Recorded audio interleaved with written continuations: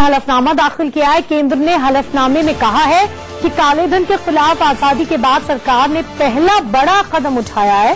सरकार ने कहा नोटबंदी के फैसले को सीक्रेट रखना जरूरी था, वरना इसे लागू करने का उद्देश्य बेकार हो जाता। इससे कैशलेस से पारदर्शी अर्थव्यवस्था तैयार होगी।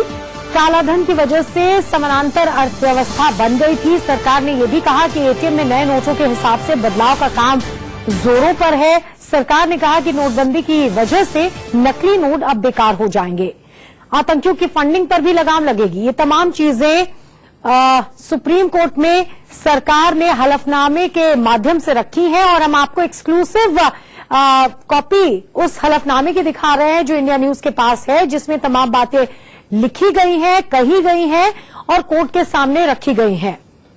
तो सरकार ने अपना पक्ष रखा है हलफनामे के माध्यम से सुप्रीम कोर्ट के सामने कि क्यों इस तरह से सीक्रेसी बरती गई, किस तरह से कदम जो उठाए गए उनके पीछे क्या वजह थी और क्या क्या फायदे इस फैसले के बाद होने वाले हैं।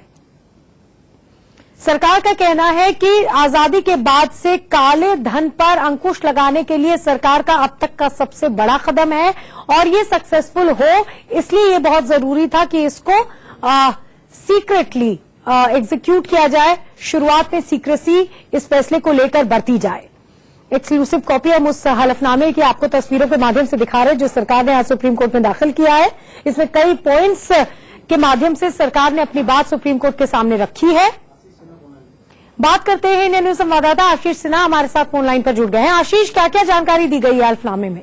देखिए, केंद्र सरकार ने supreme this entire exercise.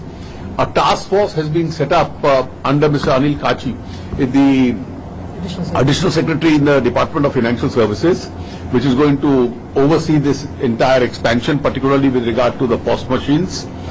And as I indicated, the whole object of this exercise is the physical currency would shrink, but business and trade would expand, and therefore both the shrinkage and the additionality should really be supplemented in the digital mode, and therefore there is an alternative methodology of doing business.